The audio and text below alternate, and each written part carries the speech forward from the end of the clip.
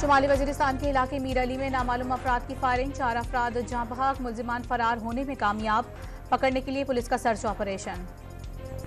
खैबर बाड़ा में पुलिस चौकी पर दहशतगर्दों का हमला, 2 पुलिस एहलकार जख्मी हो गए, जवाबी कार्रवाई पर मुल्जिमान फरार। लाड़काना में पुलिस का कच्चे के इलाके में ऑपरेशन, एहलकारों ने डाकुओं के ठिकाने मसमार करके आग लगा दी, मुतादिद मशकूक अफराद को हिरासत में ले लिया। कराची के इलाके गुलशन इकबाल में तेज रफ्तार डंपर ने कार को रौंद डाला, कार सवार जाँ बहक, हादसे में गाड़ी मुकम्मल तौर पर तबाह हो गई। ईरान से कशीदगी खत्म, सिफारती ताल्लुकात बहाल, पाकिस्तानी सफीर जल्द वापस जाकर जिम्मेदारियां संभालेंगे। विफाकी काबीना ने सलामती कमेटी के फैसलों की तौसीक कर दी, किसी भी हमसाये से कशीदगी नहीं चाहते। निगरान वजीर खारजा जलील अब्बास जिलानी की काबीना को ब्रीफिंग। पाकिस्तान की सालमियत, खुद मुख्तारी का हर कीमत पर तहफ़्फ़ुज़ किया जाए, दहशतगर्दों से आहनी हाथों से निपटा जाएगा।